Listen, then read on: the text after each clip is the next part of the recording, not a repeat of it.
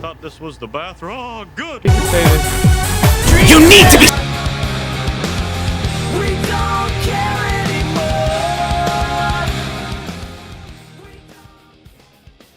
Welcome back to the worst channel on all of YouTube. I'm S.H.Figuarts and today we're going to be taking a look at the Figuarts Perfect Cell. This guy came out in November of 2012 at a retail price of about $50 to $60 and was a Bandai web shop exclusive. Not much else to say here on this guy. Without any more bullshit, let's take a look at his box. For the most part, Cell's box is par for the course for a box from this era. You get a really cool green dot matrix image of Cell on a black background, silver Toei sticker, Bandai Collector Shop logo, Bandai's Machinations, Dragon Ball Z sticker over top the Kai logo, Snake's Den sticker. S.H.Figuarts is a new standard figure series that incorporates the Bandai action figure art under the theme pursuing character expression through humanoid action. Bandai 2012 made.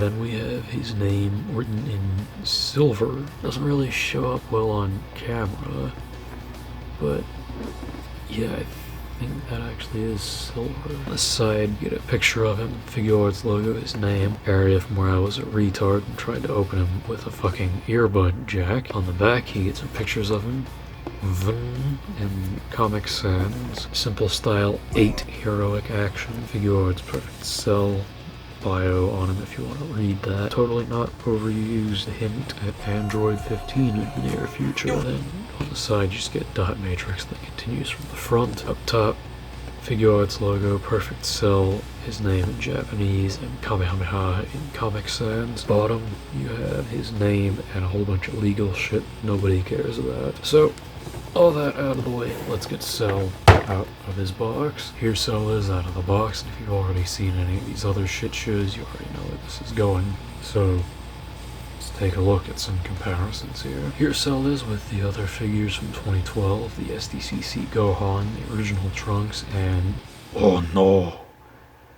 Ce n'est pas le homme d'orange. Here he is next to the only two figures that were released in 2011, the SDCC Super Saiyan Goku and the original Vegeta. And I think you can see a pretty glaring issue with this guy right off the bat. Even here, even where you can see he's slightly taller, he is way too fucking tiny compared to Goku. He should be like at least a solid foot more than Goku, depending on the animator. On a shelf posed, you're probably not going to notice this difference, but standing straight up, you are absolutely going to notice this problem. And lastly, here is probably the only comparison that was actually worth your time. Here is the original Cell standing next to his event-exclusive counterpart, brazenly showing off a wonderful little issue that we'll get into when we get into it. Here are the two standing next to each other, and I think the differences between these two are pretty fucking obvious if you're not blind. One is based off the anime, the other's based off the manga, and I don't have the premium color version because frankly I think the colors on that one are fucking rancid. Yeah, there's really not much of anything to compare here, so let's move on to his paint and sculpt. Taking a look at Cell's paint and sculpt, I would have to say he's alright. He's not perfect, as his name would lead you to think, but yeah, he's broadly passable, I'd guess. The coloring's kind of dull and desaturated, but honestly I think it looks fine considering his color palette was very hit or miss in the anime. I think this is a pretty decent compromise. The paintwork itself is pretty decent for the most part. It's a little sloppy in some areas, but it's mainly these little dots, which I imagine are just a bitch to paint to begin with, so I can't really say I blame them for some sloppier paint in some of these spots here. There's actually a nice little distinction here between his shell and his flesh. The shell areas are somewhat glossy, they're semi-glossy I guess, where the fleshier areas are just straight up gloss. I don't know if it was intentional, but it does sort of help to sell the effect of them being slimy and gross and shit. And there's some nice shading all throughout his body. His skin is for the most part a nice matte finish with some blue shading in his musculature. He's also got his wings and his stinger, but considering these are critical parts of Cell's design, I'd say, yeah, it's a no-brainer that they'd be on this figure. Yeah, there's not much else to talk about here, so let's move on to his accessories then. Taking a look at Cell's accessories, you get a pretty decent array of stuff for the price point that he came out at. You have 3 interchangeable faces, the smirk that you just saw, the stern face, and the yelling face. You also get a Kamehameha effect piece, which is noteworthy because I think he's one of the very first to have an effect part. Sans Super Saiyan 3 Goku, I can't think of anybody earlier who had an effect part other than the prototypes. You also get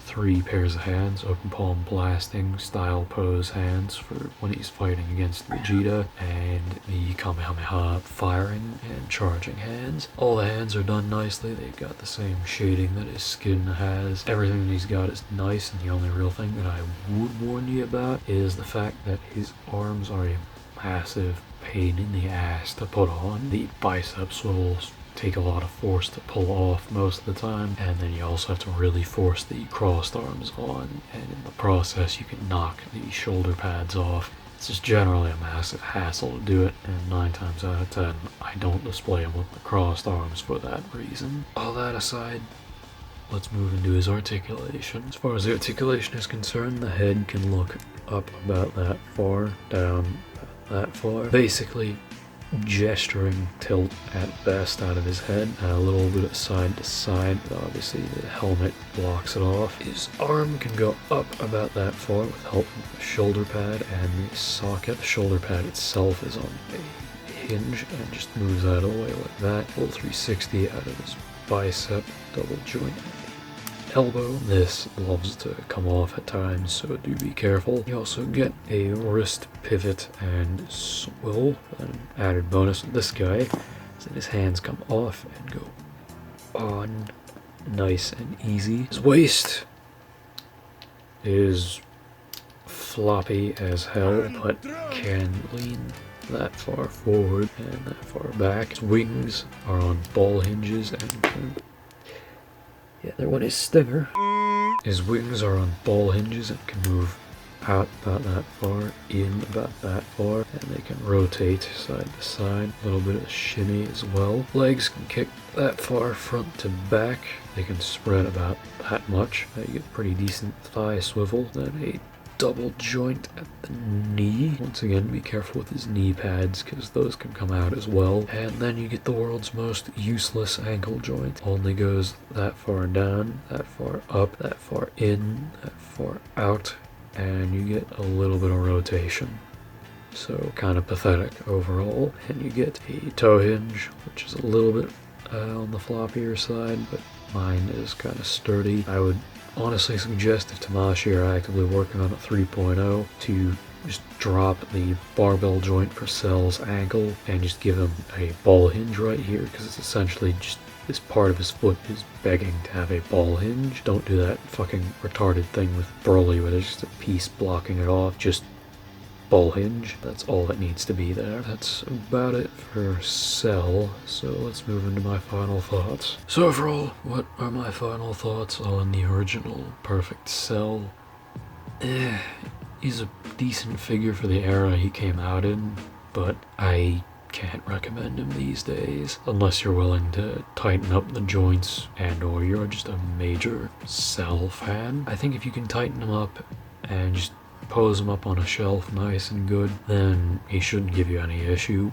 He's perfectly fine other than the loose joints and the inaccurate scale. So yeah, in short, if you have the money to throw at him and you're willing to fix up some loose joints, then yeah, this guy will get the job done. But if you're a lazy fuck like me and can't be bothered to pull the figure apart to fix him, then I would only recommend him if you're a die-hard Cell fan. I personally like the figure, but I can't ignore his problems. That about does it for this review. This has been Games 420, and I'll see you guys next time.